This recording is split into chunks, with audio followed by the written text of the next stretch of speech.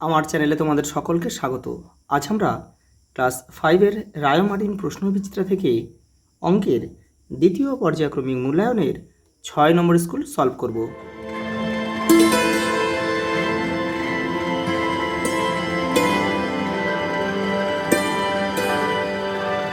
তোমরা যারা আগের সেটগুলো দেখোনি কিংবা বাংলা পরিবেশ দেখোনি তারা চ্যানেলের প্লেলিস্টে যাবে, ওখানে কিন্তু সবগুলো দেওয়া রয়েছে। একটাই প্লেলিস্ট, ওখানেই সব আছে, ওখান থেকে তোমরা করে নেবে। প্রথম প্রশ্ন দেখো, শূন্যস্থানে সঠিক সংখ্যা লেখো। দেখো 2-3 সমতুল্য ভগ্নাংশ। দেখো নিচে 9 রয়েছে, তাহলে 3-এর কত গুণ 9? 3-এর সাথে দেখো 3 গুণ করলে 9 হয়, তাহলে আমরাও 2-এর সাথেও 3 গুণ করব, তাহলে এটা হবে কত? 6। একটি বিন্দু দিয়ে যা এরকম কতগুলি সরলরেখা আঁকা যাবে? অসংখ্য। দেখো একটা বিন্দু এই দেখো অসংখ্য সরলরেখা আঁকা যাচ্ছে। পরেরটা দেখো, অপ্রকৃত ভগ্নাংশটিকে মিশ্র ভগ্নাংশে পরিণত করো। তাহলে এটাকে কী করতে হবে? 27 রয়েছে, 27-এর 7 রয়েছে, এটাকে আমরা কি সিম্পল ভাগ করলে কিন্তু আমাদের উত্তর বেরিয়ে যাবে। দেখো 5 সাথে 35, এটা 6, এটা 4 সাথে 28 বেশি হয়ে যায় 3 হবে, 3 সাথে 21 বিয়োগ করো 6, 6টা উপরে উঠে যাবে, 7টা নিচে চলে যাবে, তাহলে 3 পূর্ণ 6-এর 7 কিন্তু আমাদের উত্তর। পরেরটা দেখো, শূন্যস্থান পূরণ করো বর্গাকার ক্ষেত্রের পরিসীমা 4 গুণ একটি বাহুর দৈর্ঘ্য।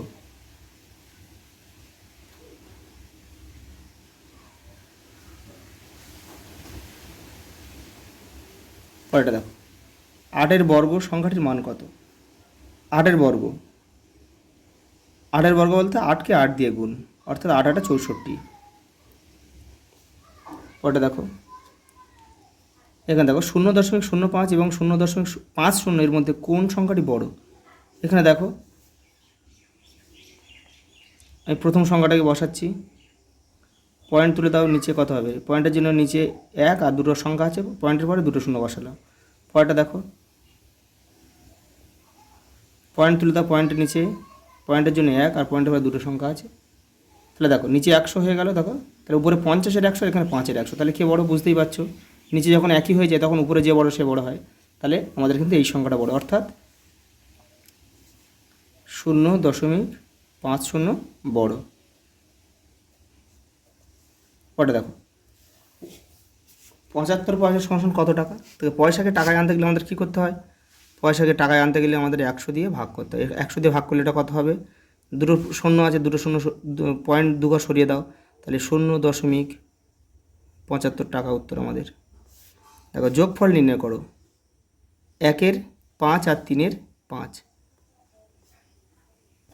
দেখো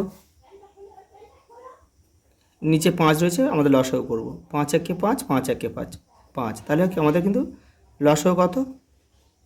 লসাগু কিন্তু আমাদের 5। তাহলে দেখো 5-এর সাথে কত গুণ করলে 5 হয়? 1, তাহলে 1টা মাথায় গুণ করো, 1 1-কে 1। 5-এর সাথে কত গুণ করলে 5? 1, 1টা মাথায় গুণ করো, 3 1-কে 3, তাহলে উত্তর কত হলো? 4/5, মানে 4-এর 5 আমাদের কিন্তু উত্তর। পরেটা দেখো, বিয়োগফল নির্ণয় করো।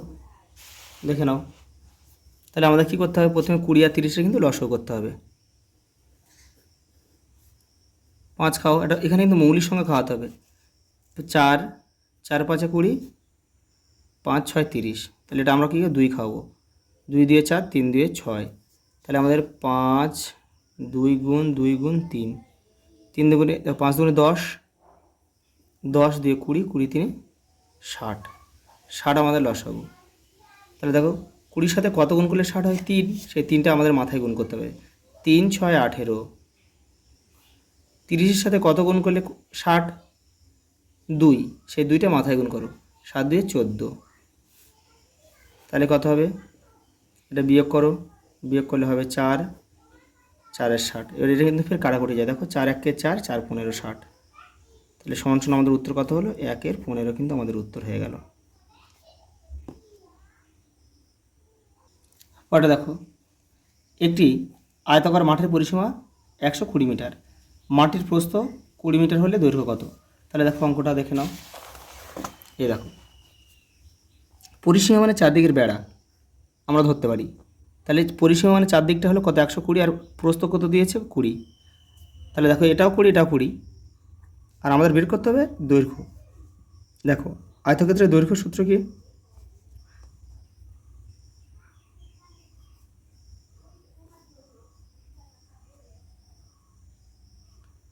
দৈর্ঘ্য সমান সমান আমরা কি লিখতে পারি? অর্ধ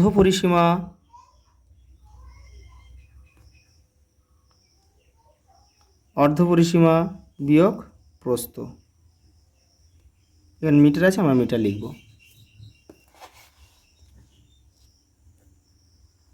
দেখো এই অর্ধ পরিসীমা, দেখো পরিসীমা কত? পরিসীমা 120, তাহলে অর্ধ পরিসীমা মানে হাফ, তাহলে অর্ধ মানে হাফ, তাহলে 120, হাফ কত? 60, তাহলে অর্ধ পরিসীমা আমি এখানে বের করে নিচ্ছি।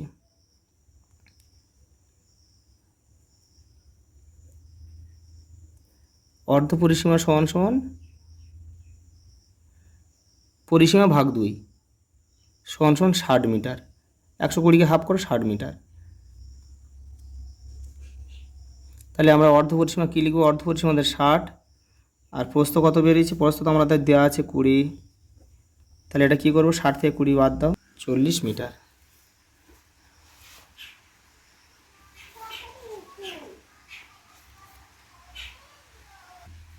ওটা দেখো স্থানীয় মানে বিস্তার করো। দেখো প্রথমে 4 বসাও, 4-এর পরে কটা সংখ্যা আছে? 1 2, তাহলে 2টো শূন্য বসাও। পরে 4 রয়েছে, এই 4-এর পরে কটা সংখ্যা আছে? একটা শূন্য, তারপর 9 আছে, 9 একা বসে যাবে। তারপরে দেখো 4 আছে, 4-এর পরে কী বলে? পয়েন্ট আছে, মানে পয়েন্টের জন্য 1, আর 4 কত নম্বর ঘরে আছে? 1 নম্বর ঘরে, একটা শূন্য। তারপরে আছে 6, পয়েন্টের জন্য 1, আর 6 কত নম্বর ঘরে আছে? 1 2, 2 নম্বর ঘরে, তাহলে 2টো শূন্য হয়ে গেল। তারপরে দেখো যোগ করো। এই দেখো যোগটা দেখে নাও, শুধু পয়েন্টের সমানে পয়েন্ট বসাবে, তারপরে সংখ্যাগুলো ঠিক সমানে সমানে বসিয়ে দেবে। পরেটা দেখো, স্কেল ও পেন্সিলের সাহায্যে 5.5 সেমি একটি সরল রেখাংশ তো অঙ্কন করে। এটা তোমরা নিজেরা করবে। স্কেলটা বসিয়ে সেমির দিকটা আর কি তোমরা সেন্টিমিটারের দিকে 5.5টা নিয়ে কেটে নেবে, একটা নাম দেবে, এরকম একটা নাম দেবে, এ বা এখানে এ দিলে, এখানে বি দিলে, এটা যোগ করে দিলে। এটা কিন্তু আমি আন্দাজে করলাম, এটা তোমরা কিন্তু মেপে করবে, পেন্সিল আর স্কেল দিয়ে করবে এটা। তারপরে দেখো একটা সরল দিয়েছে, দেখে নাও। দেখো সরলটা দেখে নাও। প্রথমে কিন্তু আমাদের প্রথম বন্ধনীর কাজ করতে হবে। দেখো তাহলে আমরা এখানে প্রথমে গুণটা কিনে করে রেখে দিই। এখন 10 আর 6 60 গুণটা এখন করে নিলাম। প্রথমে কিন্তু আমাদের প্রথম বন্ধনীর কাজটা করতে হবে। তাহলে কত আছে দেখো, এটা 5 থেকে 2 বাদ দাও, 3, এখানে 3 রয়েছে, তৃতীয় বন্ধনী। তারপরে দেখো 60 বসে গেল,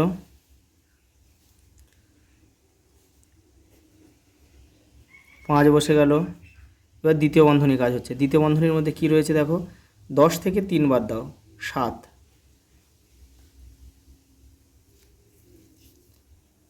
এবারে এখানে এটা কিন্তু এই ব্র্যাকেট উঠে যাচ্ছে, এটা গুণ চিহ্ন হয়ে যাবে, তারপর 3।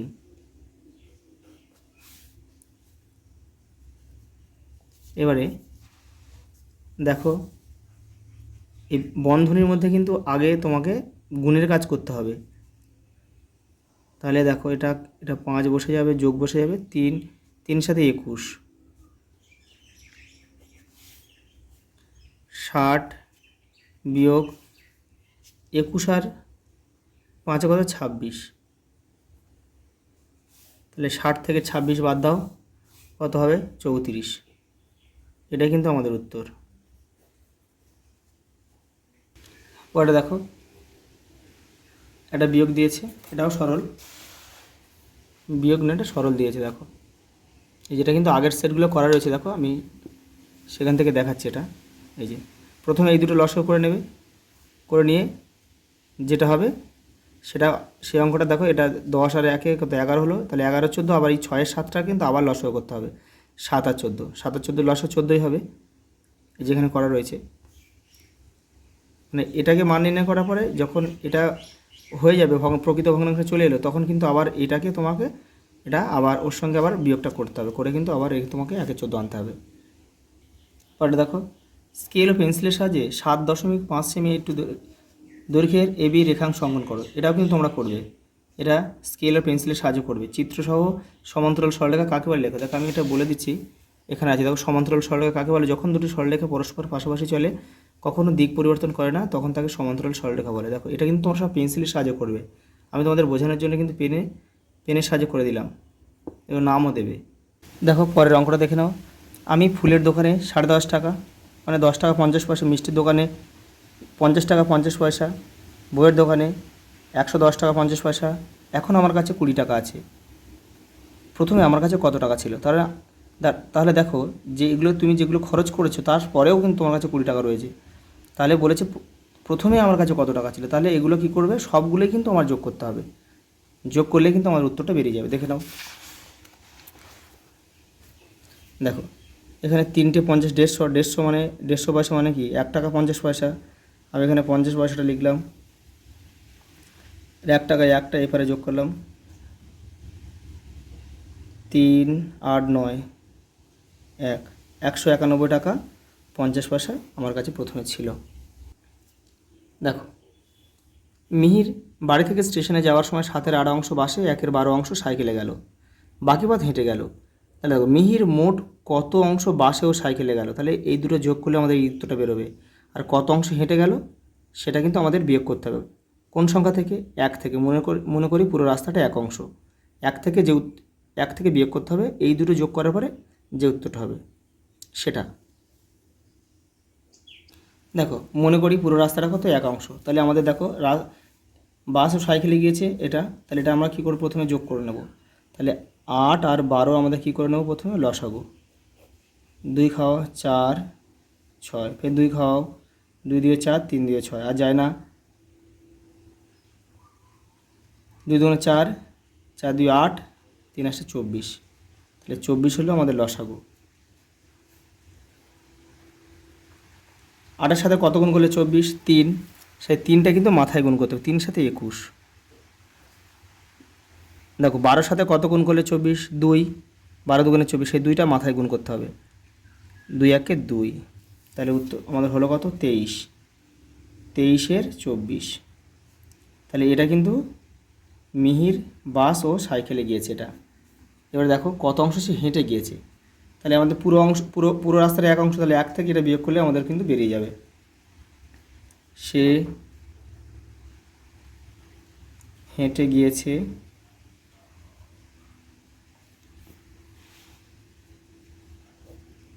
1 বিয়োগ 23-এর 24 অংশ। এখানে দেখো 24 আছে, 24 বসে যাবে, 24টা লসাগু। এবার পূর্ণ সংখ্যা যদি থাকে তাহলে এটার সঙ্গে কোনাকুনি গুণ করে দেবে, তাহলে এটা হবে কত? 24 1-এ 24, 24 24 মিলে গেলে উপরে 23টা বসে যাবে, তাহলে কত হবে? 24 থেকে 23 বাদ দাও 1, 1-এর 24, 1-এর 24 অংশ পথ কিন্তু মিহির হেঁটে গিয়েছে। এটা আমাদের আরেকটা উত্তর, এটা একটা উত্তর, আর এটা কিন্তু আমাদের একটা উত্তর।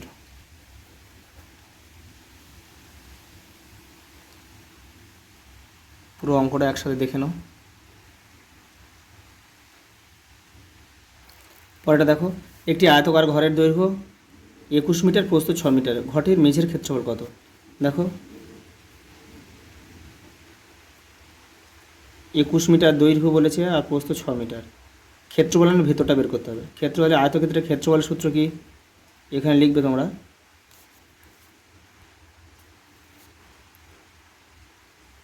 ক্ষেত্রফল আয়তক্ষেত্রে লিখতে হবে। আয়তক্ষেত্রের ক্ষেত্রফল সমান সমান দৈর্ঘ্য গুণ প্রস্থ। তাহলে দৈর্ঘ্য গুণ প্রস্থ, তার মানে দৈর্ঘ্য কত? 21 আর প্রস্থ কত? 6। তাহলে 21 আর 6 গুণ করলে কিন্তু আমাদের উত্তর হয়ে যাবে। এই দেখো দৈর্ঘ্য 21, প্রস্থ 6, তাহলে আয়তক্ষেত্রের ক্ষেত্রফল সূত্র দৈর্ঘ্য ইন্টু প্রস্থ। তাহলে দৈর্ঘ্য কত? দৈর্ঘ্য আমরা 21 লিখব, প্রস্থ হচ্ছে 6, আর এখানে বর্গ মিটার লিখতে হবে, মিটার যেহেতু রয়েছে, আর ক্ষেত্রফল লিখলেই তোমাকে কিন্তু বর্গ শব্দটা বসাতে হবে, বর্গ মিটার। তাহলে দেখো 21, এটা 6 1-এ 6, 6 2 12, 126 বর্গ মিটার হচ্ছে ঘরটির মেঝের ক্ষেত্রফল। লাস্ট অঙ্ক দেখো, মারিয়া 81টি বোতাম কি বর্গাকারে সাজাতে পারবে? উত্তর হবে হ্যাঁ। কেন? ননম 81, মানে 9-এর বর্গ হচ্ছে 81। তাহলে প্রতিটি যদি পারে তবে একটি সারিতে কতগুলো করে থাকবে? এই 81টা কার বর্গ? 9-এর বর্গ, অর্থাৎ 9 কিন্তু আমাদের আরেকটা উত্তর। দেখে নাও এই 9টা কী করে আসছে। এই যে দেখো, এটা 81টাকে ভাঙলাম তিনটে, 4টে 3 বেরোলো, এই যে 4টে 3 আমরা লিখলাম। এটা হচ্ছে বর্গমূলের চিহ্ন। দেখো দুটো থেকে একটা বাইরে চলে আসে, তাহলে দুটো 3 থেকে একটা এলো, এই দুটো 3 থেকে একটা এলো, তাহলে দেখো 3 3 9, তাহলে 9টি সারি রয়েছে। আচ্ছা, এই পর্যন্ত, দেখা হবে পরের ভিডিওতে।